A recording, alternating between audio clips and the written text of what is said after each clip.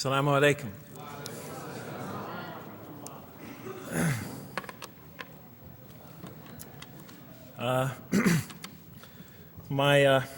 I've come from the University of Kansas. We're playing in the Final Four this very instant. So I want to let you know that you've asked a lot of me today. No, I'm just joking.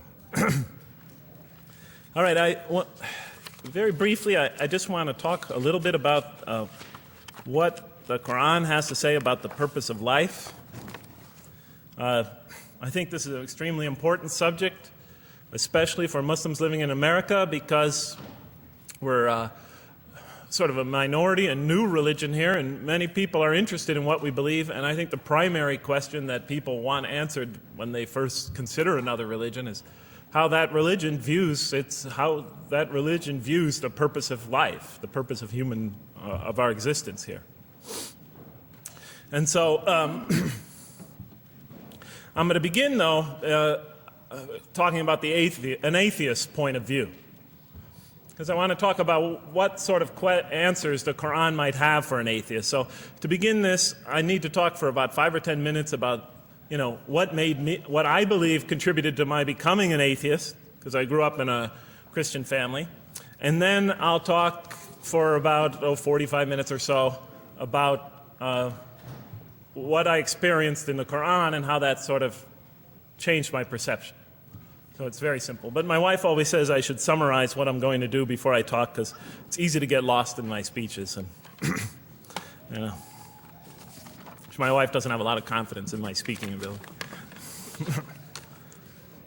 Okay, so let me start out by mentioning that my mother certainly played no role in my becoming an atheist. My mother was a wonderful woman, a beautiful lady. She had tremendous dignity and class. The neighbors loved her. She was a registered nurse, and she put in many extra hours at the hospital. She worked in the ward that dealt with dying patients.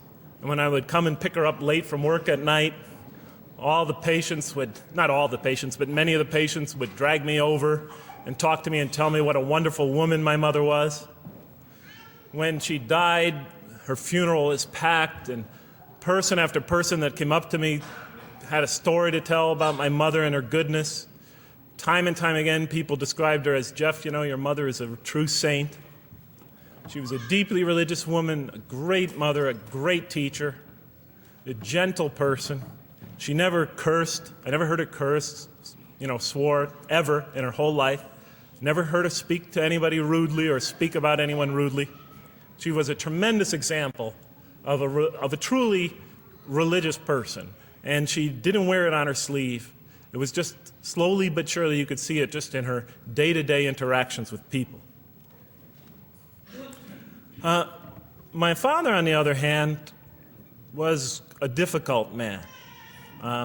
My father, for some strange reason, had this tremendous rage inside him. I don't know where he got it. He had this terrible violence inside him.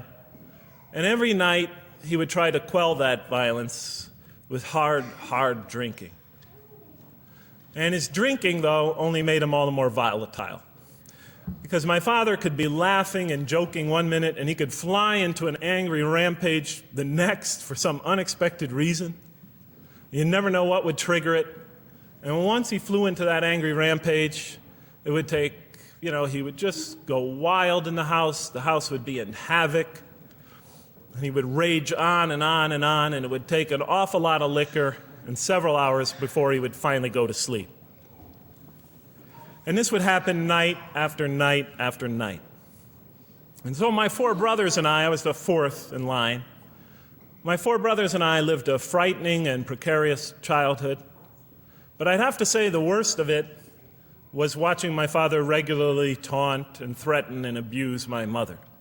And it would happen day in, day in, day in, day out, night in, night out. And it was a never-ending nightmare. You see, it's really not so bad when you're the target of your father's violence. You might think it's bad when a child is the target of their father's violence, but it's really not all that bad. At the moment of attack, you're really not thinking about anything except your own survival. When he's firing punches at you or kicking you on the ground or chasing you throughout the house, or when he's threatening you, I'm going to hurt you, bad boy, you're not thinking about anything at that moment except escape. While all that's going on, you're not thinking about the aftermath or consequences, the psychological repercussions or anything like that. And when it's all over, you might even excuse the onslaught because you figure maybe you somehow deserved it. If not for what you did this time, maybe for something you did in the past. You could always put the blame on yourself. But a far worse fear is the terror that overcomes you when you watch your father go after your mother. Because she's the only source of warmth and kindness, of love and protection that you know. And if he were to take that away, from a little boy's standpoint, then you've lost everything. But far worse than the fear is the guilt. And it comes over you from several directions. First of all, there's the guilt that comes at you upon you from the growing antipathy you have towards your father. Because we're taught to love and respect our parents, and we are born with this natural bonding attachment to them. But when you watch something like this happen night after night after night, and this rage is growing inside you, you're being pulled in opposite directions. Then there's also, of course, the guilt that comes when you think that you might be the cause of this night's violence. Maybe something you said or did that you didn't even realize triggered it. Maybe just your father's dislike of you triggered an argument between your mom and him that is now raging on downstairs. But the worst guilt of all, and it is by far the very worst, is knowing that you did nothing to stop your father from hurting your mother. Because while he raged on against your mother downstairs, you hid in your bed and you trembled underneath the covers. Maybe you whimpered and you cried and you put the pillow on your head. And thus, you traded personal respect for personal safety. And with each such incident, you come to realize with ever greater and greater clarity, you come to realize your own weakness, your own impotence, your own incompetence, your own worthlessness, your own cowardice. And the hate grows and festers inside you, not only for the man that you call father, but for yourself as well. It is a terrible, terrible thing to make a young boy choose between his mother and himself. It is extremely unfair. I noticed that tomorrow there's going to be tomorrow morning, a lecture about spousal abuse given by Dr. Shaheen Rizwan. I hope you'll all attend it. I think it's a very important subject. When I was little, I used to daydream about life without my father. I just wanted the violence to go away. I wanted not to be afraid anymore. I felt like I was trapped in a bad dream and there was no way out.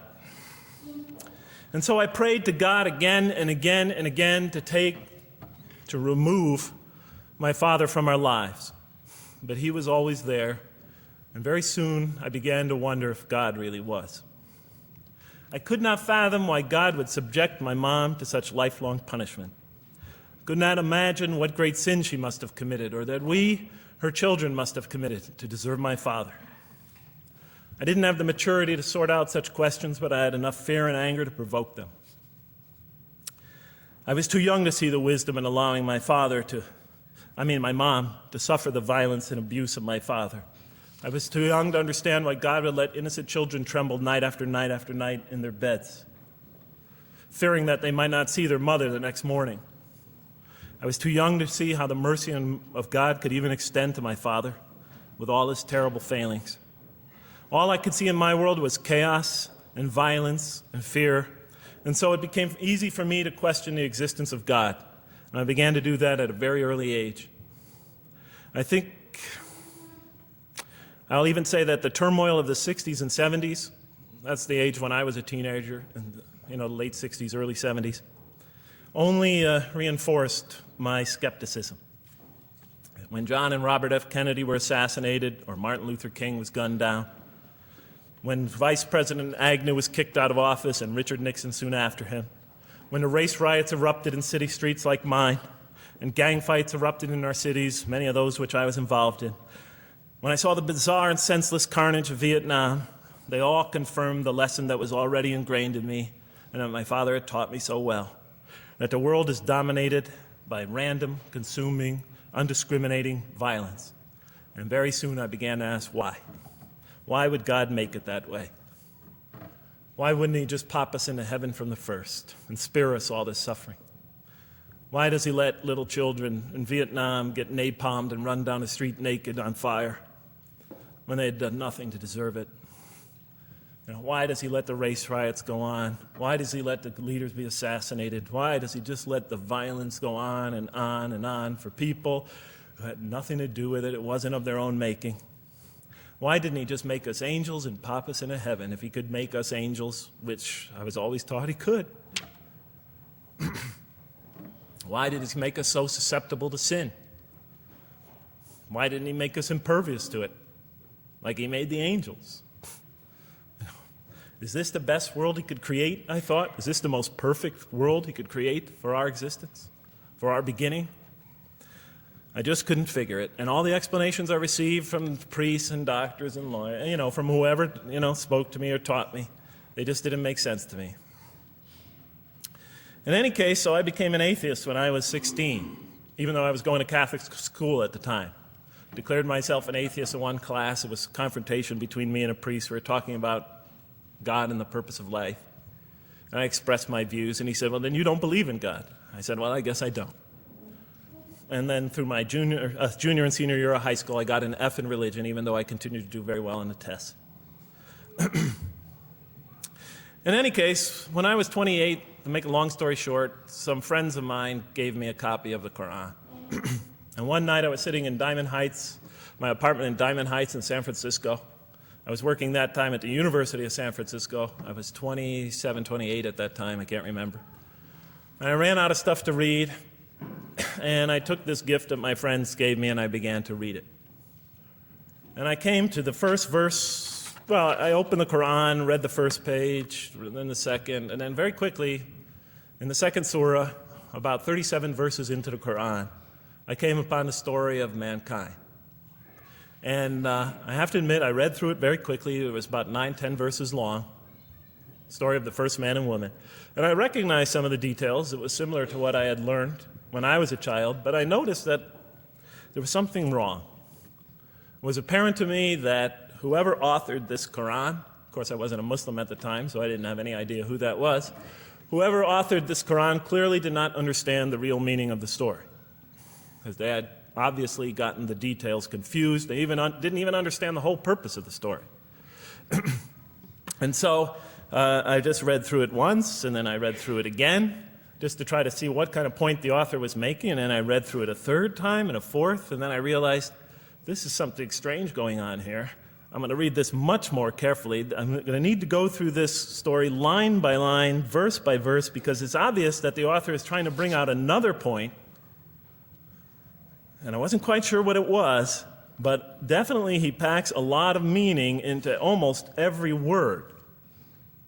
And I thought the writer at least seems to have a great measure of brilliance. And so I'll try to sort of take you through what my experience was as quickly as I can. So I came to the 30th verse of the second surah, Surah Al-Baqarah, and it began like this. It said, "Behold, your Lord said to the angels, I am going to place a vicegerent on earth." The Arabic word is khalifa. It means a representative or an emissary of mine. "I am going to place a vicegerent on earth." And they said, the angels said, "Will you place therein one who will spread corruption and shed blood, while we celebrate your praises and glorify your holiness?" And God said, he said, "Truly I know what you do not know." See, that's the verse that hooked me. That's the verse that caught my attention. That's the one that kept on making me read the story again and again and again. Because listen to the way it begins. Behold, your Lord said to the angels, I am going to place a representative of mine on earth, a vicegerent of mine, an emissary, one who acts on my behalf. I thought, that's not the way it goes. You're not supposed to be placing man on the earth in some positive role, some elective office. You place man on earth as a punishment for his sin. Clearly, I knew the author didn't quite get the point. But still, it was an amazing line. But then I come to the next line, and it says, and the angels say, will you place her in one who will spread corruption and shed blood, while we celebrate your praises and glorify you? I looked at it again. I couldn't believe the question. They said, will you place her in one who will spread corruption and shed blood, while we, the angels, celebrate your praises and glorify you? I looked at that and I said, exactly. That would be my question. Why would you create this being, supposedly for some positive role, when he's capable of doing tremendous wrongdoing? When he could spread corruption and shed much blood? Why would you create this violent and pernicious creature when you could create angels? As the angels clearly say, well, we, the angels, celebrate your praises and glorify you. They're asking one of the most fundamental questions in the entire history of religion. Why create you, man, this utterly fallible creature, this creature who could rebel against God's will, who could do such tremendous wrongdoing, who could wreak havoc like no other creature on earth, when you can make them angels? And look where the question is being asked. It's being asked in heaven. It's almost like saying, look, why don't you just make them angels and be up here in heaven with us, you know? Why don't you just make them angels, pop them into heaven, he's fine. Why would you put him on earth where he could feel distant from you, where he could work out his worst criminal tendencies, act them out, feeling somehow independent and apart from you and free to do whatever he wants, when you could just make them angels and put them into heaven and make them perfectly submissive to your will? I looked at that question and said, that's my question. I'm not even a single verse into the story of mankind, and there before me I see my question. That whole question, everything that I ever thought, everything that I ever experienced, everything that I ever knew was in that question. It was as if the author took my life and wanted to pick out exactly the right question to humiliate me, to provoke me, to anger me. Why create man, this most destructive and violent creature, when you could make him angels? And then look at the answer. And he said, God said, truly I know what you do not know. You know, in modern parlance, we would say, I know exactly what I'm doing. I read that and said, what? You know what you do not know? You know exactly what you're doing? Well, please inform me. Tell me what you're doing. Because, you know, I'm 28 years old and I haven't figured out it yet. And I have a lot of issues that I'm still dealing with that's connected to this question. You can't just get off that easy. You can't just tell me you know exactly what you're doing. Not after what I've been through. Not after you made me this way. And then I realized, of course, I was arguing with a God I didn't even believe in. And that would happen several times as I read through the Quran. And sometimes I would just get into so agitated by what I read, I'd start arguing with this voice that I'm reading before me, that's calling to me. So we turn to the next verse. Well, it turns out that the Quran just doesn't dismiss the question. It starts to answer it a little bit. And in the next verse it says, and he taught Adam, God taught Adam, the names of all things. And then he placed them before the angels and said, tell me their names if you are right. So this verse is clearly referring to the previous one. But notice what it says. Now, I from my own background, I remember Adam naming things, but it wasn't connected to any answer to any philosophical question. But here, notice what it says. And he taught Adam the names of all things. And I realized already, just from the first verse, you got to read these verses very carefully because it's packed with a lot of symbolism and meaning. And he taught Adam the names of all things. So here we see Adam is not only just a creature who knows how to name things, who's acquiring the gift of language, but he's also a learning creature. God is teaching him. And right here, right in this verse, and it'll come even clearer in the subsequent verses, that the very first thing that the Quran is going to emphasize here is man's intellect. He is a learning creature. He is taught. And what is he taught? What is one of the great intellectual gifts he's given in response to the angel's question? The gift of language. Because through language, mankind could not only learn, but he could learn things not only through his own experience, but he could learn things that other people have experienced of times and places that are hundreds, thousands of years and miles separated from him. And so that all our knowledge becomes cumulative. Every generation learning from the generation before it. I'm learning today from authors I read from other sides of the world that may have existed 2,000 years ago. And so we all contribute to our collective learning and knowledge. And so I'll see later in the Quran, when the Quran will emphasize this again and again and again. Like in one verse it says, read in the name of your Lord who created a man out of a tiny creature that clings. Read, it commands the reader. For your Lord is most bountiful. Why is he most bountiful? What great gift did he give you? For he taught man the use of the pen, and through it taught him what he otherwise could not know. And time again, the Quran will call upon man to use his intellectual faculties and swear by his intellectual faculties and to use them correctly because they play a fundamental role in guiding him to truth. I never came upon a scripture that puts so much emphasis on the correct use of our intellectual faculties, on the harnessing of reason in helping us attain to faith. And he taught Adam the names of all things. And then he placed them before the angels and said, tell me their names if you are right. Okay, you have this you have this natural question about this creation of mankind. Here, this mankind is this human being, this human creature is a learning creature. He has many intellectual gifts. Here, I'm going to place these things before you. Tell me their names if you are right about man. And what did the angels say? In the next verse they say, glory to you. We have no knowledge except what you have taught us. In truth, it is you who are knowing, the wise. They say this task, this intellectual test that's put before them is beyond their grasp. Notice what they emphasize. We have no knowledge. This would take knowledge. This would take an intellect that they don't possess. In truth, it is you who are knowing, the wise. You got it. It's easy for you. You're the knowing, the wise. You have knowledge. You have wisdom. But this would take knowledge and wisdom that is beyond us. And so in the next verse we read, and he said, "O Adam, tell them their names." And when he had told them their names, notice how it's just like it's nothing for him. For mankind, he has this phenomenal ability. And when he had told them their names, as if it's just a triviality for man, he names them. "O Adam, tell them their names." And when he had told them their names, God said, "Did I not tell you that I know what is unseen in the heavens and the earth? And I know what you reveal and conceal?" And he's clearly going back to the angel's question. Yes, you have these natural concerns about the creation of mankind. Yes, he could do these evil things. But look at this tremendous intellect he has. This is something you have overlooked that you haven't considered.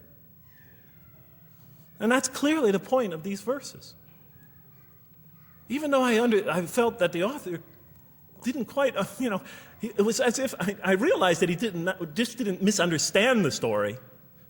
He was taking one of the great stories in the history of humankind, one of the fundamental greatest stories in the history of mankind, and molding it and using it as a vehicle for an entirely original message. And God said, "Did I not tell you that I know what is unseen in the heavens and the earth? And I know what you reveal and what you conceal?" In other words, didn't I tell you I know exactly what I'm doing? And then in the next, and did I not tell you that I know what you reveal and conceal? I looked at that. What question what did they reveal and what did they conceal? What did their question reveal and conceal? I thought about it for a minute. Oh, it's obvious. What did their question reveal? You just go back and look at the question. It revealed the sinful and sinister propensities of man. I mean, it's obvious, right? Why are you all looking at me like that? You're starting to scare me. You're all looking very serious. Am I losing you? Wow. Okay. So, they revealed the sinister and evil propensities of man. But what did their question conceal? And all you have to do is think about it for a minute. Human beings, yes, they could do evil. Yes, they could do wrong. Yes, they could create misery. But they could also do exactly the opposite. They could choose to do evil. They could choose to do tremendous good. They could choose to do tremendous violence. They could choose to show tremendous compassion. They could choose to be, to live by falsehood. They could choose to live by the greatest truths. They could be terribly ugly. They could be terribly beautiful. And up until that point in my life, I, like the angels, that only saw one side of the coin. For the first time when I read that verse, believe it or not, it was an eye-opener for me. I had always been obsessed with the evil potentials of human beings. When I read that verse, I realized that, and I had a great example right in front of me with my own mom, I realized that I had been blinded by only one side of human nature. So we go on to the next verse. And behold, we said to the angels, bow down to Adam, and they bowed down. But not so Iblis. Iblis is like the father of Satan. Satans, satanic beings, forces, creatures, existences. He refused and was arrogant. He was of those who reject faith. An interesting statement. And behold, we said to the angels, bow down to Adam. And they bowed down. Bowing down could symbolize two things. Bowing down could symbolize the superiority or potential superiority of one being over another, and so they bowed down to them.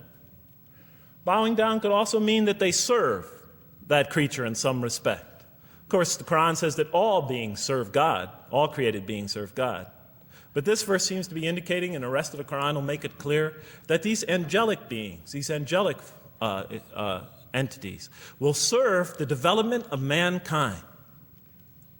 We'll even see later that the satanic beings serve the development of mankind. Both forces, angelic and satanic, will serve the development of mankind.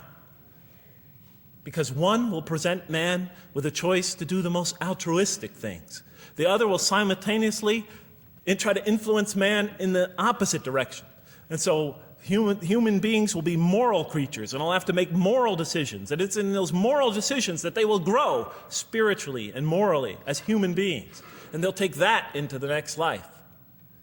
And the angelic and the satanic forces will be catalysts for those moral choices that they make. They will heighten the human being's awareness of the rightfulness and the wrongfulness of the choice he's about to make. And the self, the soul, the nafs, as they say in Arabic, will have to make the ultimate choice between good and evil. And that choice, that test will come again and again and again as human beings either grow or decline. And those tests will come again and again and again to try to help him towards his spiritual evolution, to bring him back. But that choice is ultimately ours. But I'm getting ahead of myself. And so we said to the angels, bow down to Adam, and they bowed down. But not so Iblis. Iblis is Satan, this rebellious force, this evil prompter, the one who whispers into the human heart. He comes into being. And with the introduction of Satan, we have the introduction of evil, that evil influences on human beings. And notice why Iblis does not bow down. He refuses because he was arrogant. You know, we often hear what's the root of all evil? In the West, it's always money, greed, etc. Here the Quran says seems to be saying that the root of all evil is not always material wants. It's not always money. It's not always greed. At the heart of evil is arrogance, putting yourself above all others, of assigning to yourself special priority and neglecting the rights of others, of pride and arrogance and envy, the source of evil. He was of those who reject faith. I looked at that verse and I said, okay, I get why you would create angels, to sort of influence man in a positive direction. But why in this story now are you introducing Satan? What sort of role was Satan play? And then, of course, you just think about it for a minute and you say, yes. The story is telling us that on one hand, we have these magnanimous urgings come from one direction. On the other hand, we have these satanic urgings coming from another direction. In other words, the Quran is telling us that man is not only a learning creature, but he's a moral creature. He has understanding of right and wrong. And God infuses those and allows those influences to come to him. Man is not only an intelligent being, but a moral being.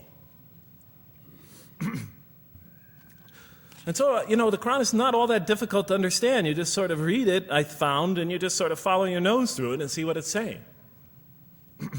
I'm sure, as most of you in this audience know. Okay, so we see that man is not only a learning creature, but he is a moral being as well. There's another verse in the Quran that says, by the soul and that which whispers into it, or which breathes into it. It's morality, it's immorality, and it's God consciousness. Both of these we are under the influence of. And God allows us to be under the influences of. He creates us to be exposed to both influences. And then the verse says, truly he is successful, who causes it to grow. Causes his soul, his self, his real self to grow. And truly he is lost, who stunts it, who disallows, who destroys his personal growth. So mankind is not only an intellectual being, but a moral being. And we said in the next verse, O Adam, dwell you and your spouse in the garden, and eat freely thereof what you wish, and eat freely thereof what you wish. But come not near this tree, for then you will be among the wrongdoers.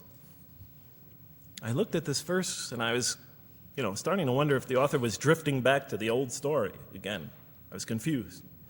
And we said, O Adam, dwell you and your spouse in the garden, and eat freely thereof what you wish, but come not near this tree, for you will be among the wrongdoers. I thought it was drifting back to the old story. Man sins, man's punished for his sins with earthly life. Maybe the author is drifting, he had a good idea, and now he's drifting back to the sort of traditional story. Maybe he couldn't make his mind up what story he wanted. Except for a couple things about this verse, and this happened with almost every verse as I read through it, is that the whole tenor of the passage is sort of not what you would expect. I noticed that the Quran in this story has a tremendous penchant for understating things. Because it says, and said to Adam, dwell you and your spouse in the garden, and eat freely thereof what you wish, to Adam and his spouse. But come not near this tree, for you will be among the wrongdoers. I mean, there's no sense of God being threatened by the possibility of man eating from the tree. In this story, we don't see in this verse, we don't see that God is nervous at the prospect, that he's threatened by the prospect, that he's anxious about it. The tree that he picks, it seems like he's just picking out any tree. Nothing special about the tree. Go not near this tree, for you will be among the wrongdoers. Satan will later come to him and tell him it's a tree of eternal life, of a kingdom that never decays. Turns out to be a complete falsehood in his part. Nothing special about the tree. It's just a tree. God's not nervous at the prospect at all. In the tradition that I came from, God is threatened by the prospect. He has to put an angel with a fiery sword by to protect the tree, so that mankind never goes next to it again. I'm not putting it down, I'm just pointing out the difference of the story. They're both beautifully told. But he has to guard the tree. Why? Because if they eat from it, they'll become gods like us. So this man, he already has a rebellious nature. Can you imagine if he eats from this tree? No, can't let him get near that tree. But here, just, calmly says, but if you do, you will be among the wrongdoers. God is not worried about himself. It's just warning man, making it clear that if you do this, you've committed a wrongful deed. Again, the whole tenor of all these verses that you read through it is God knows exactly what he's doing. Okay, next verse. But Satan caused them to slip and expelled them from the state in which they were. And we said, go you all down, some of you being the enemies of others, and on earth will be your dwelling place and provision for a time. What? I said. I mean, I was expecting now the rage, the anger, the violence, the jealousy. That's what I was expecting. Okay, they eat from the tree. Where's the rage, the violence? I'm going to punish you now. You're going to sweat on earth. And you're going to suffer, and you're going to stub your toe, and you're going to work, and you're going to labor. And you're going to die there for what you did. And where's the woman? All right? And the woman. All right? She's the one who's going to suffer the most. Right? She'll have to suffer labor pains and monthly cycles. Right? And bleeding and crying out when her children come into the world. And she'll scream out. And worst of all, the greatest humiliation, the man will rule over her.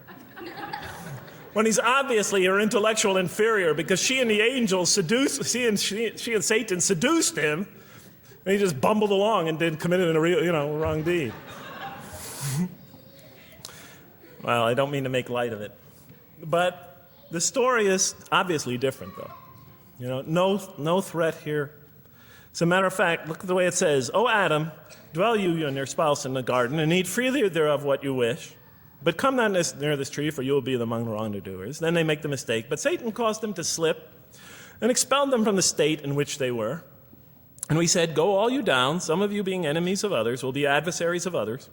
Some of you will be adversaries of each other, and earth will be your dwelling place and provision for a time." This is not a deity losing it. If you look at it, on earth will be your dwelling place and provision for a time. That's not the words of a God that has lost, that is really extremely upset. On earth will be your dwelling place and provision for a time. When I walked into the hotel today, and they said, and it's this nice one up there, I don't know the name, I can't remember the name of it, but it has a continental breakfast. And they said, your room will be room 111, and there's a continental breakfast in the morning. I didn't say, I didn't think they were mad at me.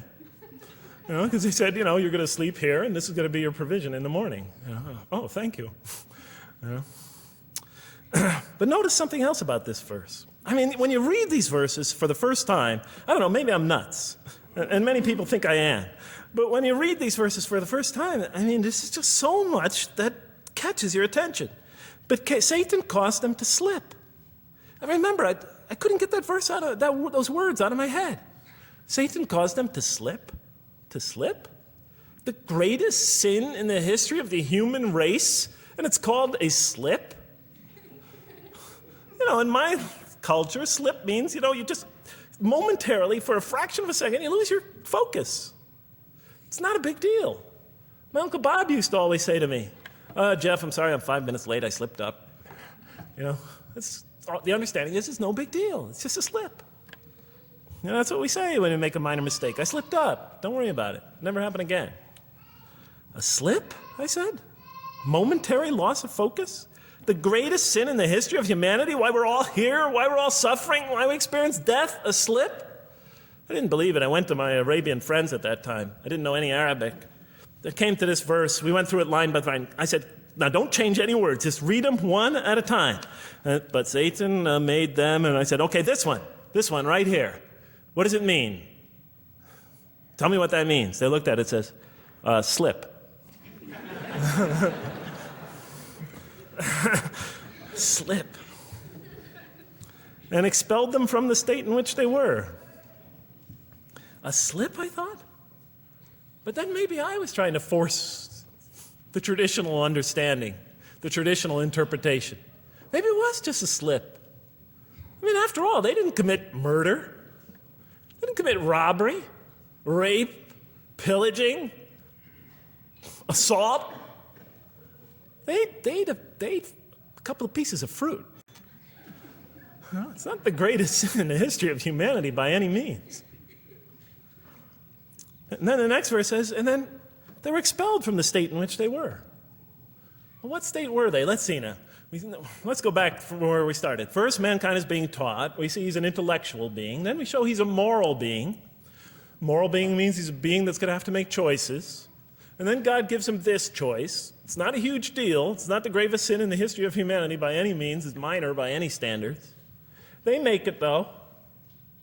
We see that God originally intended to put man on earth as his vicegerent. We see a period of preparation where he's being prepared intellectually, where he's growing as a moral creature. When does God finally put him on earth? What signals that he's ready to begin? He makes his first independent choice. It's not the worst deed in the history of humanity. It's minor on anybody's scale, but it shows that mankind is ready to act on his own, to be his own, to make his own choices, that God has empowered him to make choices, and he's ready to make them and carry them out and see them most often to their expected ends, if God wills. And that seems to be the only real significance of it. But I thought, maybe I'm getting this wrong. Maybe God just blows off into an angry rampage the next verse. So I look at the next one and it says, and then Adam received words from his Lord. And God turned to him mercifully, for he's oft returning, ever merciful. Well, if I had any doubts up till now that God is not enraged by what this has happened, that God hasn't prepared mankind for this choice, for what was eventually going to happen, that all this was preparation for mankind to begin his earthly sojourn in this famous allegory. If I had any doubts before now, I had them, certainly didn't have them after reading this verse. This verse is entirely consoling, reaching and merciful, reaching out to mankind in mercy. Mankind goes to earth. He's obviously afraid. He obviously feels remorse. He's in an unfamiliar environment. And what does God do? He turns to him. He turns to him. In Arabic, the word has the meaning of like a father turning towards an infant or a child or somebody, or a parent, a mother turning towards her child. And he turns to him mercifully, and for God is oft returning, ever merciful. And Adam receives words from his Lord. What kind of words? Probably words of consolation, words of hope, words tell him not to be scared. And in the next verse, we see those are exactly the type of words that Adam receives. He says, go down, Adam and his spouse. Go down from this state, all of you together. Repeating that again, just so that we know that this is not a punishment here. Go down from this state, all of you together, and truly there will come to you guidance from me. And whoever follows my guidance has nothing to fear, nor shall they grieve. It is an emotional picture. This young couple is here, in fear, in shame, feeling remorse, and God reaches out to them and turns towards them and tells them, you have nothing to fear, nor shall you grieve. I know this is tough for you, but you've been prepared for it up till now, through your entire existence. It had to happen. This is a necessary stage in your development, in your growth, but just hang in there, follow my guidance, be true to me and I'll be true to you. I'll guide you, I'll help you, I'll do whatever you need. Just follow my guidance and you have nothing to fear, nor shall you grieve. Okay. So I was impressed. I thought this author, whom I didn't know, I thought was extremely brilliant. Because the story is entirely coherent, but it's bringing out entirely new meaning. And it's stressing some things in the human equation that I would never have normally thought of. Actually, I thought these sort of things argued against the existence of God. Here, the author was using them to say, look at these. These play a fundamental role in the purpose of life. What? Intellect. Human beings have intellect. Right. In response to the angel's question, they are moral creatures, and they are subjected to evil and angelic promptings. And they have to choose between them again and again and again throughout their existence. And their growth, which the Quran talks about frequently, is going to depend on that. We're here to grow, as we will see. But it emphasizes choice. Human beings are creatures of choice. It also emphasizes suffering. Suffering. Man, that's pretty nice writing. It also emphasizes suffering. Human beings are going to suffer here on earth. That's the first thing that the story mentions. Spread corruption and shed blood? Havoc, suffering, pain? Yes, these three things play essential roles somehow, the story is saying, in our development on earth, in our very purpose of our development. These are the three things we've always had the most trouble grappling with, all theologies have. Why give us intellect if it leads us often to challenge in our minds the existence of God? If we can't reconcile the existence of God with our minds, with our reason, why give us choice if we could choose to do wrong? Just make us angels. Why let us suffer so on earth? Just pop us into heaven. And here the Quran is telling that these play essential roles in our attaining of faith. Not only these, of course, it also mentions guidance, God's forgiveness, revelation, etc., angelic forces, satanic temptation. It mentions all these other things as well, but these three essentially really caught my attention. I never expected that these three things would be emphasized. And so as I read through the Quran, I looked, anytime I saw anything that seemed to relate to this, I would write down notes and underline it. You know, and I would walk up and down in San Francisco with my pen as I'm walking, because I like to walk about 7 miles every day, and I'd be underlining. My friends would always say, "Jeff, what book are you reading?" And I would lie to them. I'd tell them, "Oh, it's a great novel or something." You know, I didn't want them to know that I was reading the Quran. I think they thought I was going nuts. But in any case, so very quickly, I was wondering, does the Quran really emphasize reason? Does it really emphasize choice? Does it really emphasize suffering? How much more time do I have, Madam Speaker? 35? 25, okay. I'll do the best I can. So let me just try to indicate to you, as I read through the Quran, and I'll try to get through this quickly because you guys look tired. And I know you're interested to find out how that basketball game is turning out. Let's see, does the Quran really emphasize reason as essential to human growth, to this experience we're having on earth, to our very purpose? And the answer is definitely yes. So much so that even Western Orientalists, people who wrote against the Quran, and said that this is a major feature of the Quran, a feature that you cannot miss. Henri Lemens, writing in the early part of this century, one of the famous Orientalists, who wrote very much against Muslims, hoping to unseat them from their religious belief. He wrote, "The Quran," and this is his quote, "is not far from considering unbelief as an infirmity of the human mind." Unbelief is, he thought, and he was saying it mockingly, is like, you can't think straight. You're not using your mind right, as my father used to say. Maxime Rodinson wrote at length about the rationalistic approach of the Quran to faith. And this rational tone of the Quran is one of its most salient features, beyond doubt. I'll just give you a few quotations. One of its fundamental themes is that people ignore or reject God's signs and corrupt religion precisely because they do not use their reason. And the Quran will say that again and again and again. The Quran says about the disbelievers, they refuse to reason and are a people who do not reason. I have 7 such quotes in the Quran. The Quran will say, "Will you not reason?" It mentions that 14 times to the reader.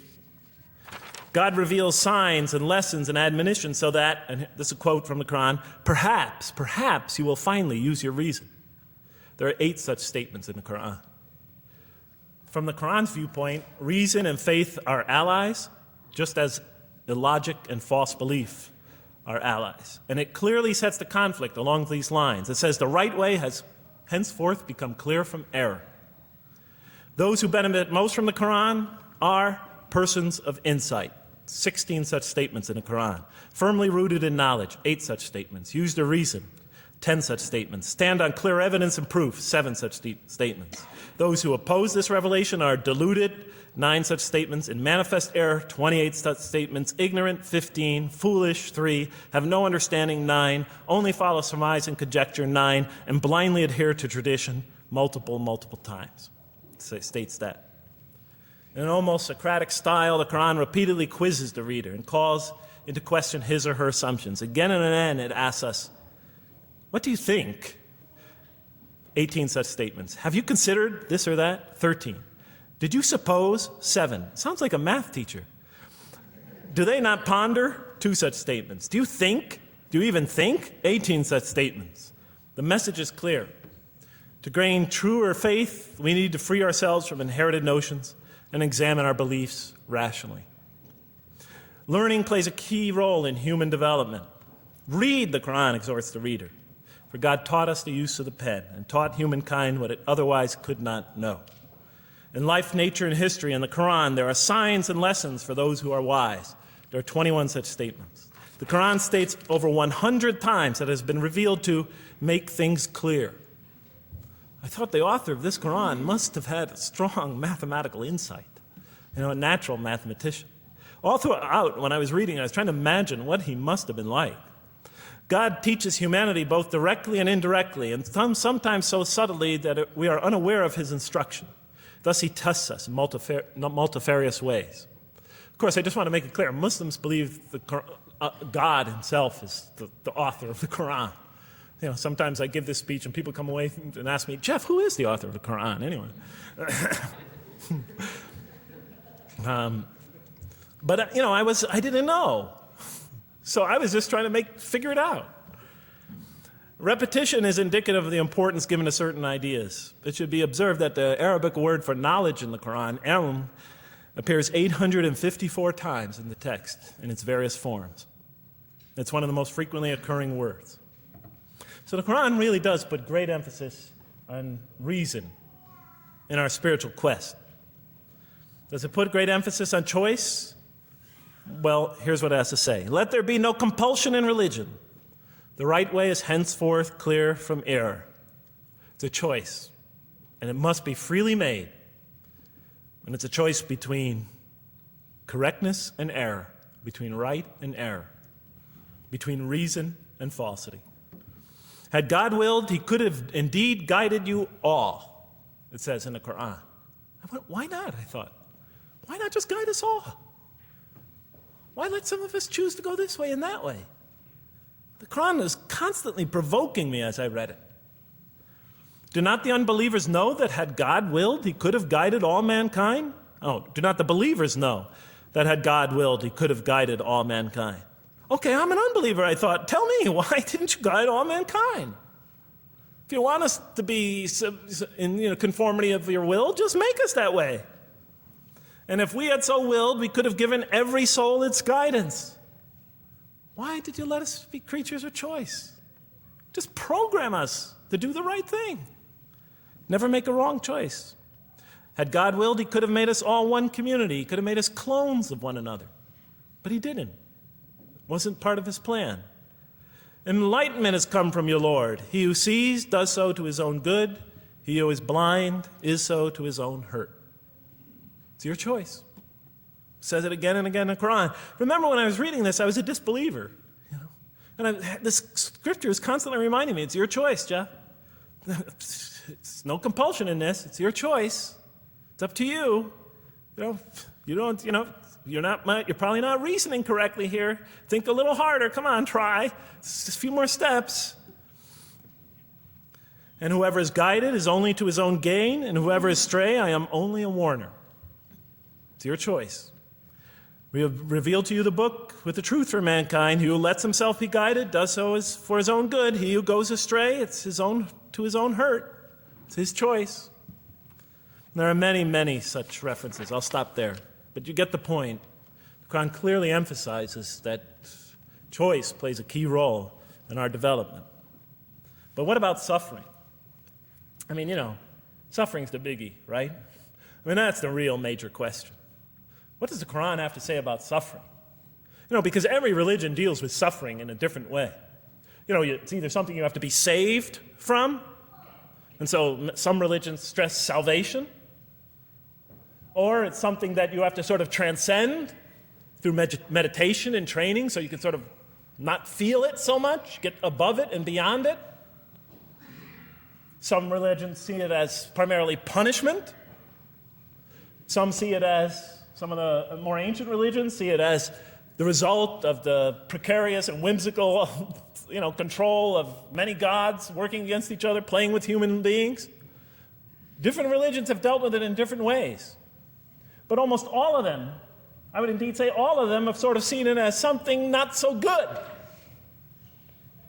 But let's see what the Quran has to say about it. Something to be avoided, to transcended, to be saved from. The Quran says just the opposite. You are going to experience it. You will suffer in this life. And it plays a fundamental role in your development and your growth and in what you are to become.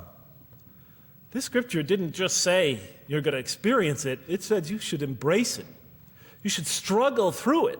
Your life should be a struggle, it says. It should be a jihad. Yeah, right? But that's what it says. Jihad means struggle. When the Quran most says jihad, it's very seldom, it's most often not in the context of fighting. Qital is the Arabic word for fighting. But it says even in the Mecca verses, long before Muslims had to defend themselves against their oppressors, it mentions that you have to struggle in the path of God. With the Quran, it even says. Struggle in the path of God with this Quran. Life is a struggle. It says in one verse, most assuredly we will try you with something of danger and hunger and the loss of worldly goods, with the loss of your lives and the fruits of your labor. Most assuredly we will try you. It's not just talking about evil people, good people. But give the good news, the glad tidings. Be happy for those who are patient in adversity and suffering. Good news, I thought? Doesn't the author understand the terrible effects of suffering? Give the good news to those who are patient through adversity, who when calamity befalls them say, truly unto God we belong and truly unto him we shall return. In other words, that this could benefit them. It was a remarkable statement. Here's another one. Do you think that you can enter paradise without having the like of those who passed away before you? And the next verses start to explain these people were good people who suffered terribly. Do you think that you can enter paradise without going through the same? Why, I thought? Why do we have to suffer in life? Misfortune and hardship befell them, and so shaken were they that the apostle and the believers with him would exclaim, when will God's help come? These are good people. When will God's help come? Oh, truly, God's help is always near. You will certainly be tried in your possessions and yourselves, the Quran tells the reader. You're going to face hardship. It's guaranteed. Every soul must taste of death, and we try you with calamity and prosperity, both as a means of trial. And to us you are returned. You are going to have hardship here. There is going to be no heaven on earth. This environment is made to be an environment of adversity. It is made to be an environment where you have to work, where you have to struggle, where you have to strive. And it plays a key role. Oh man, truly you've been toiling to your Lord in painful toil, but you shall meet him. You're toiling, yes, but you shall meet him. We certainly created man to face distress. What, I thought? We certainly have created man to face distress. You made us to face distress?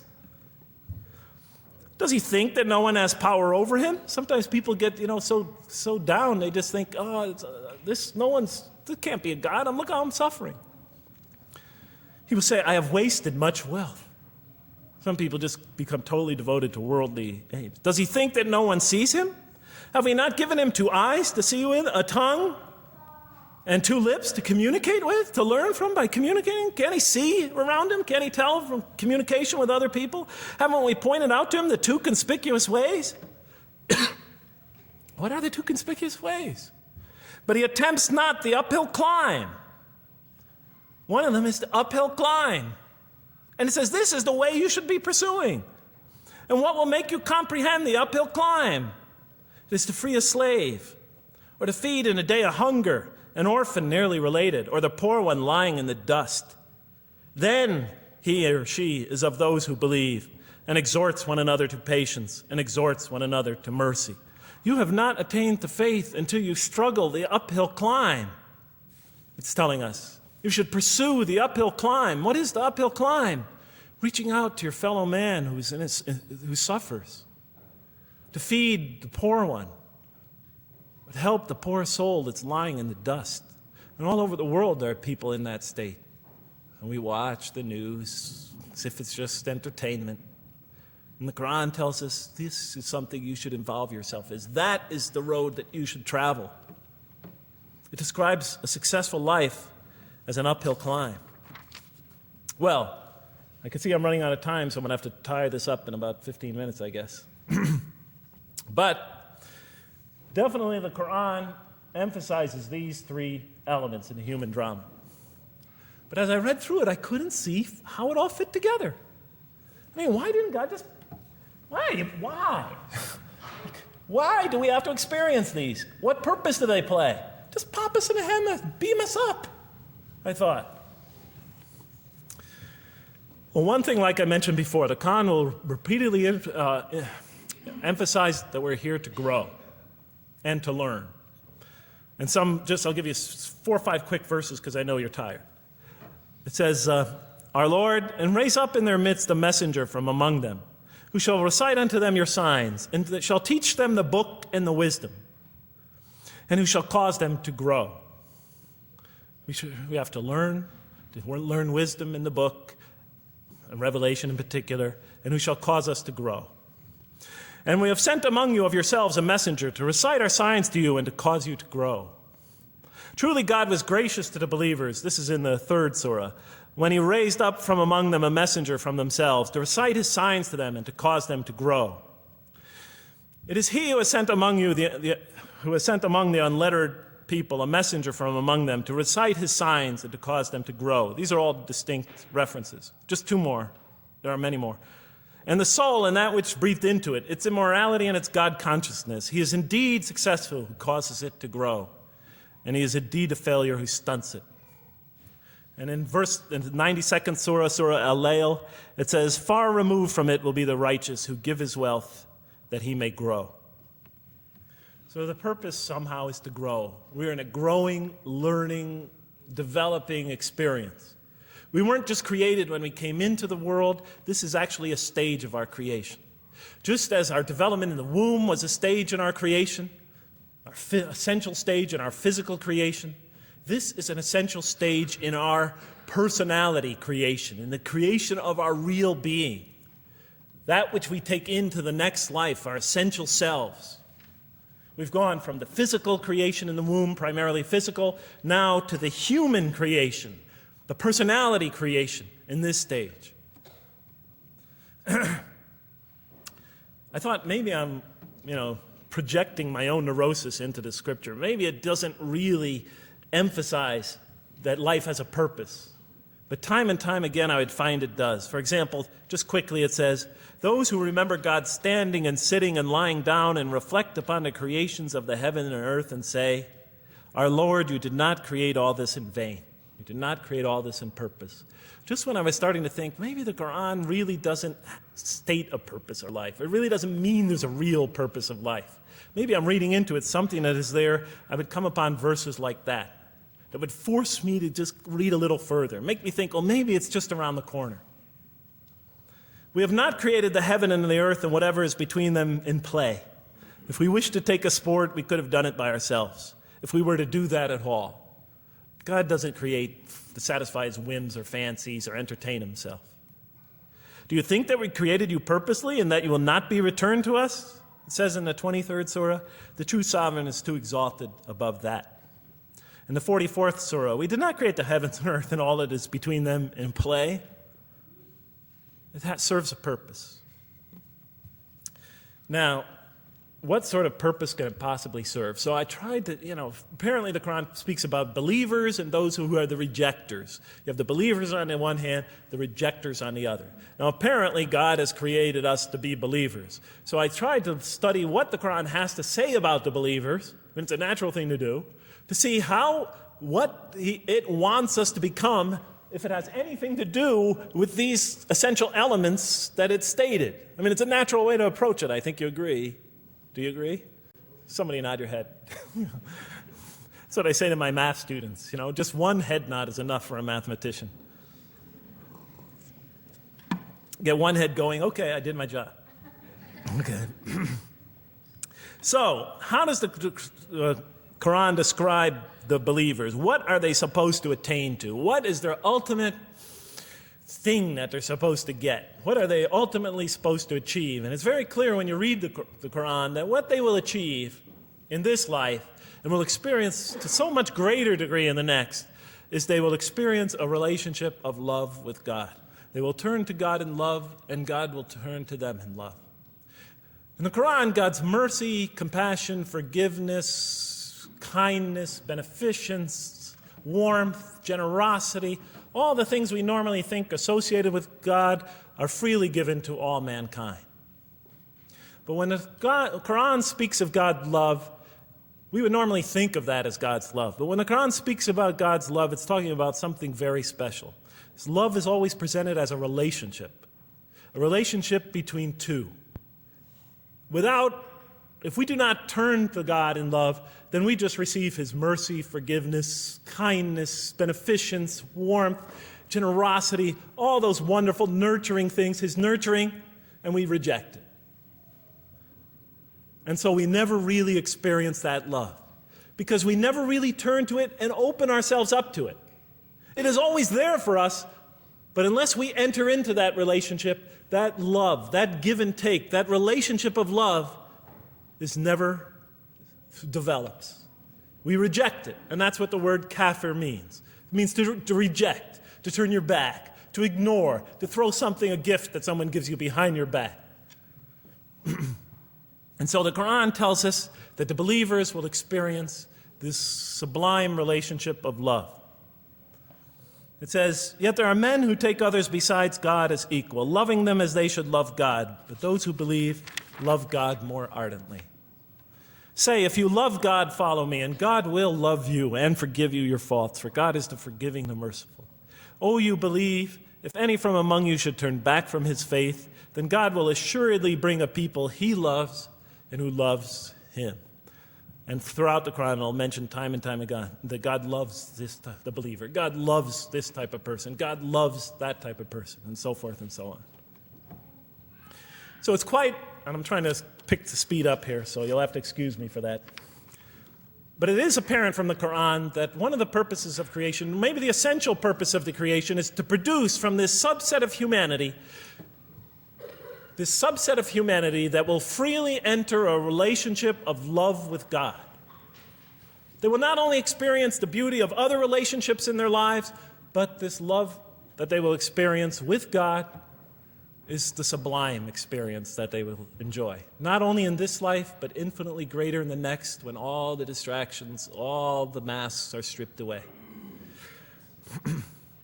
Okay, I thought, you created us to love you, for us to turn to you in love and to experience your love, to receive and experience your love. But why do you need these? Just pop us into heaven, love us, and make us love you. Program us to love you. You'll make my dog love me. Do the same sort of thing. I kept on coming back to the same issue. Just do it. Okay. Still couldn't see it, and I was almost through the Quran, and I thought either I'm dumb or this scripture just never really got to it.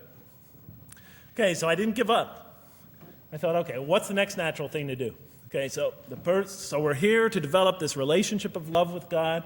The Quran tells us that, if we are believers and we do good, we'll experience great joy and peace in this life, not only through our relationship with God, but through complementary relationships with all the people around us, and this world will be a one for us of peace and serenity, even though we have to struggle and survive and suffer. But I couldn't see, how this all tied in with this suffering business and why he couldn't just put us into heaven. So what's the next natural thing to say?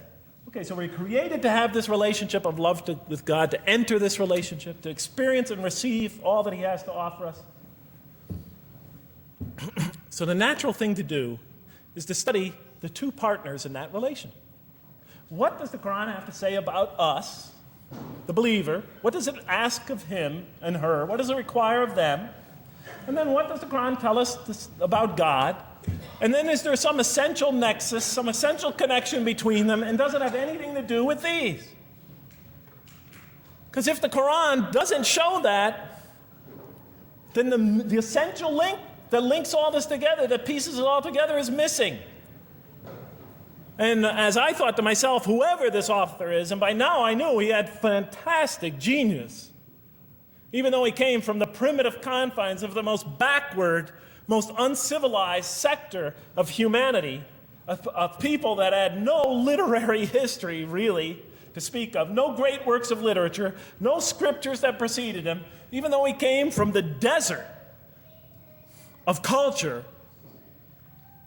even though this came out of that environment, and the mind behind it had to be tremendously and phenomenally genius to come out of that surrounding and produce something like this. If that essential link was missing, I knew that, he was great, but, and extremely great. But, what do you expect? How could anybody answer those questions? Nobody in the history of humanity has been able to answer them. Okay, so I thought, first I'll see what the Quran has to say about the believers. What does it require of them? Then what it has to say about God, and see if there's some essential link. Are you following me? You're giving me the note. Get off the stage. Okay, I'll do my best. It's a deep subject. We're almost done. Bear with me a few more minutes. I'm sorry, really. I know Siraj Wahaj, when he gives these sort of speeches, he always says, okay, I'm finishing up now. And then 10 minutes later he says, you thought I was telling you to? I won't say that, but just give me a few more minutes. Bear with me. Okay, quickly. What does the Quran ask of the believers? From the Quran's many exhortations and its descriptions of acts and types of individuals loved by God, it's not difficult to compose a partial list of things that the Quran wants us to do, which it calls good deeds, time and time again. To believe in God, to have faith in God, to have a relationship with God, and to do good. So what does it describe as these good deeds? Well, as I read through the Quran, it says that, can I take this away? Remember, intellect, choice, suffering. It says we should show compassion. Show compassion. We should be merciful. I have the references here, but just excuse me, I'm not going to list them all. We're running out of time. We should be forgiving. Forgive others. We should be just. We should protect the weak and defend the oppressed. Defend the oppressed. We should seek knowledge and wisdom. Knowledge, wisdom. Bear with me, ladies and gentlemen. We should be generous, truthful, and we should be peaceful. And we should love our fellow man. Love others. I'll just give you one verse because I know we're running out of time, Madam Speaker. Truly those who believe and do good will the most merciful endow with love. And to this end we have made this scripture easy to understand in your own tongue, so that you might convey a glad tiding to the God-conscious and warn those given to contention. So, to this end we have made this easy to understand, so that we'll learn to love others. Okay, that's all I'll say about that. I would like to say a lot more, but I don't have time. Now, what does the Quran tell us about God? You have to realize I'm just about through with the Quran here, my first time reading it. And now I was really caught. I searched my head. What does the Quran tell us about God? It tells us nothing could be compared to him. That he's outside anything that we may compare to. That our definitions do not encompass him. That our reason cannot comprehend him. That he is transcendent and we are finite. That he is immortal. He transcends time and space and we are bound by it. That he is immortal, we are mortal. He is uncorporeal, we are corporeal. That we have no way of comparing ourselves to him. Nothing could be compared to him. I thought, oh my God, I'm so close and yet so far. Because I'll never understand the essential link between us and God and why these three things fit into place. Because the Quran tells us that we could never really quite understand God. Or at least that's the way I thought. And so I put down the Quran when I had finished it. And much to my dismay, I was honestly disappointed because I thought the author made a brilliant try. But he never quite made it. And so I was sitting in front of, about 3-4 weeks later, I was sitting in Diamond Heights in my apartment watching a football game, I think it was. And sometimes things just slip into your minds when you least expect them. And I'm sitting there watching it, and all of a sudden into my mind came a thought. And I said, wait a minute. The Quran does tell us so much about God. It tells us again and again and again, but somehow I just missed it. Just skimmed over it every single time. Because if you turn to almost any page, if you turn to the beginning of any surah, you could see time and time again essential information about God that I just thought was sort of a literary device, something to make it just sound more beautiful. Because if you turn to the beginning of any surah, you'll see the words Bismillahir Rahmanir Rahim, in the name of God, the most merciful, the most compassionate. If you read almost any passage, long passage, when you come to the end of it, it's punctuated by dual attributive statements like God is the merciful, the compassionate, God is the forgiving, the gentle, God is the kind, the protector, God is the generous, the truthful, God is, and so forth and so on. There are tens of thousands of such references in the statements in the Quran. What the Quran defines as God's most beautiful names, his attributes of perfection, repeated again and again and again on almost every page. And as I sat there, sitting by the television, I started to jot them down in my, on my little piece of notebook there. Same notebook I used to jot these down before. And I began to list from my own mind the attributes of perfection as I remembered them. And they were, God is the compassionate. God is the merciful. God is the forgiving.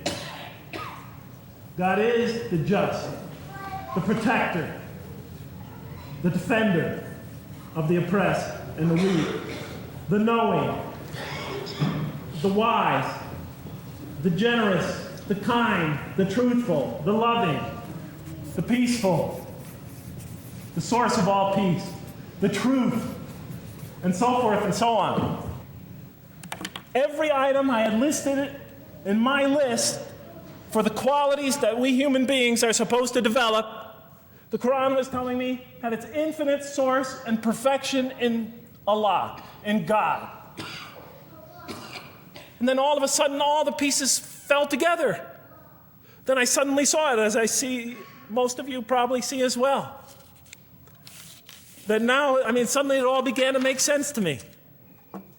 In what way do I say that? Well, it was now obvious why we had to develop these qualities. It was now obvious how these things on the floor here fell into place. And I'll just say it clearly. We're here to develop a relationship with God, to become closer to God. But how can you become closer to God when he's transcendent and you're finite, when he's immortal and you're immortal, when you're vice versa? When he's immortal and you're mortal, when he's unbound, fettered by time and space, and you are, and so forth and so on. How can you become close to that one? If I want to become close to you, I need to have something to share with you, something that we have in common. So, for example, if I want to come close to this young man here physically, I'll approach him, because we both have bodies, and I can position my body closer to him.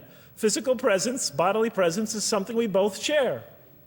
If I want to become closer to that gentleman back there, if I want to become closer to him intellectually, I'll reason with him so we will have a convergence of minds, because we both possess reason.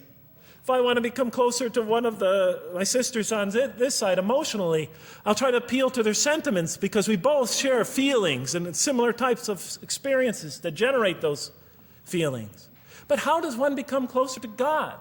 What do we share with him? We share with him exactly what he gave us. Because the Quran tells us that when we came into this life, he breathes into our spirit something of his spirit. And that we come into this world with the seed of these very qualities within us. And we could either kill them, stunt them, as the Quran says, or cause them to grow. And when we grow in these, we grow in our ability not just to experience tremendous beauty in life through all this, but we grow in our ability to receive and experience the infinite beauty the infinite peace, the infinite truth, the infinite compassion, the infinite mercy, the infinite, etc., all the way down the list, that only comes from the infinite perfect source of all these. The more we grow in mercy, the more we grow in our ability to receive and experience in this life and in the next, to an infinitely greater degree, the mercy of God. The more we grow in compassion, the more we grow in our ability to receive and experience God's compassion in this life through prayer and through ritual and through contemplation and through other experience of others. And of course, infinitely more in the next life, the compassion of God. The more we grow in our truthfulness, the more we grow in our ability to experience God, the truth, because all truth comes from God. The more we grow in these things, the more we grow in our ability to receive and experience God's attributes of perfection. The more we grow in our ability to receive and experience His being. And that sort of nearness we are growing to Him is tied to our essential nature and to His. It's more than just physical nearness. It's more than just a convergence of ideas. It's more than just a convergence of feelings. It's a convergence of essential beings. It's the closest type of nearness two can feel, two can experience. I'll just give you a quick analogy, because this helped my children. Let's pretend I have a goldfish, a dog, and 3 children. 3 daughters, let's say. And I do have 3 daughters. No matter how much of my love, compassion, forgiveness, caring I pour upon that goldfish, it could only experience it to a tiny degree. It might not even really be aware of it, because it's a very primitive creature. But my dog, on the other hand, when I show it all my kindness, all my love, all my compassion, all of what is essentially me, it can experience it to a much higher degree than my goldfish. And through its interaction with me, through its own trying to give its own self to me, we could experience a quite wonderful relationship. But my children, especially as they grow older and go through their own experience and their own development, could receive and experience all the love and the compassion and the forgiveness and the caring and the generosity and the protection, everything I have to offer. They could experience my being to a much higher degree than my dog ever can. And we could have a relationship of beauty that I could never have with my dog.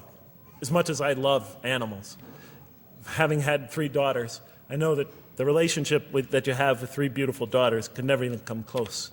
No other relationship could approximate that. Of course, my relationship with my wife is also extremely beautiful, and she might hear this. And she's a wonderful woman, really. I mean, she's the source of so much beauty. But, okay, Madam Chairman, I am ready. So that seems to bring it all together. So now, I thought, wait a minute. That doesn't explain this. Why the intellect? Why the choice? Why the suffering? I thought, you almost had me, this Quran. You almost duped me. You almost tricked me, seduced me into accepting this philosophy. But wait a minute. What about intellect, choice, suffering? Why do we have to experience these? Why couldn't you just programmed us to be merciful, compassionate, forgiving, etc.? Why do we have to go through all this? And then, of course, the answer came to me as quickly as I thought of it. So we are creatures, and we grow, and we become. And yes, and you could make us anything you want, but you can't contain any of those attributes I listed without these 3 things. In mathematics, we try, 3 premises that go into, proving a theorem. We try to see if we could take one of them away, and if it's essential. And all 3 of these are definitely essential. For example, you could program a computer never to make an incorrect statement, but it doesn't become a truthful computer. Never heard anybody say to me, Jeff, this Macintosh is the most truthful computer I ever saw. If it's programmed, it's not truth. You could program a CAT scan to help the sick, but it doesn't become compassionate. Never heard a doctor say, Jeff, if you want to see a compassionate CAT scan, you come right over here. Right?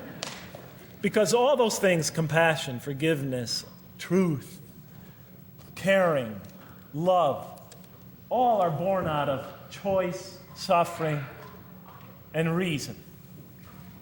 In order to do a compassionate deed, when we consider reaching out to someone in compassion, that person, first of all, that's inconceivable without the presence of suffering, an environment where there's suffering. And when we decide to help them or not, we reason in our minds, what is this going to require of me? It's going to require some suffering on my part, some of my giving of myself. And without that mental process, it doesn't become a compassionate deed. And if it isn't by choice, it's not a compassionate deed. It's that choice that makes it compassionate. Same thing with truth. Truth is a choice between telling the truth or not telling the truth.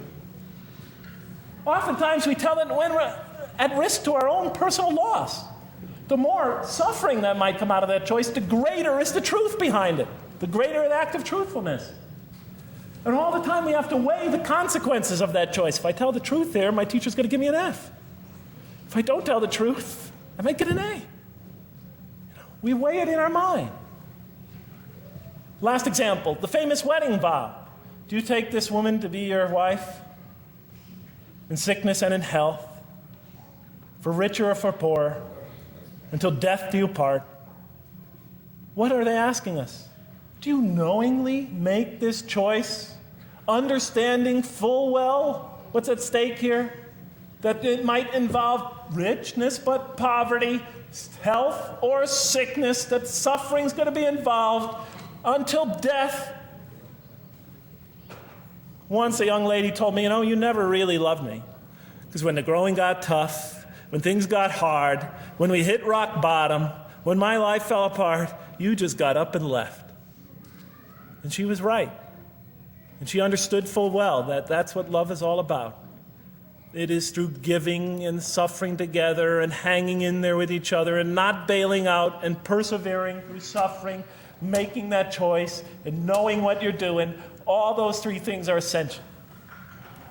So it's very easy to see why the Quran stresses these. For in order for us to grow in these, I dropped it, we have to have these. And that's why it's very easy to see, ladies and gentlemen, why the Quran, 30 seconds, Madam Chairman, why the Quran talks about sin as self-destruction. The Quran says when we sin, we commit, the Arabic word is dhulm, or zulm, however dialect you have. Dhulm against ourselves. We oppress, we destroy ourselves. Because when we don't grow in these, when we grow in the very opposite of these, we are literally destroying ourselves. When we grow into the things that are antithetical to these, we are destroying our natures and will not allow ourselves to receive and experience the beauty that could be in store for us this life and the next. It's like coming into this world and developing in the womb none of the physical things you need to experience comfort and joy and peace and happiness on a physical level in this life. It's as if you're coming into this life and you've destroyed yourself physically somehow in the womb, and you came into it and you had nothing to protect you from the cold, from the heat, from the harshness of the elements, from germs, from disease, nothing to protect you, nothing to satisfy, give you the ability to satisfy your thirst or your hunger, nothing for you to experience any physical comfort. This is all that matters as we go into the next life. If we don't develop these through our relationship with God, our very purpose of our being, then we will experience terrible suffering in this life, worse than if we came into this life in a physical state that didn't avail us of any of the comfort of this life. And so it'll be worse than fire. It'll be worse than endless fire. It'll be worse than the worst hell we could possibly imagine. So the Quran tells us, that yes, when it talks about heaven and hell, it's used very powerful symbolic language, but what it essentially is telling us is imagine the greatest joy and wonder and peace and serenity you could ever experience, and that's what's open to you on the one end. But on the other end, imagine the most terrible suffering that you could possibly bring on yourself, and you could also do that to yourself as well. It'll be worse than anything you could have ever imagined. And the Quran tells us that God says on the Day of Judgment, I did not harm you in the least. You destroyed yourselves. And it could say that in total objective truth. And that's why the Quran, well, I think I'll leave it at that because Madam Speaker is about to shoot me. I still have other things to talk about, but I want to find out how that basketball game is going. So thank you so much for listening to me for so long. And may the peace and mercy of Allah be upon you all. I didn't mean to try to scare anybody at the end. That wasn't my goal. I was just trying to make a point. And may the peace and mercy of God be upon you all. Thank you so much. Assalamu alaikum.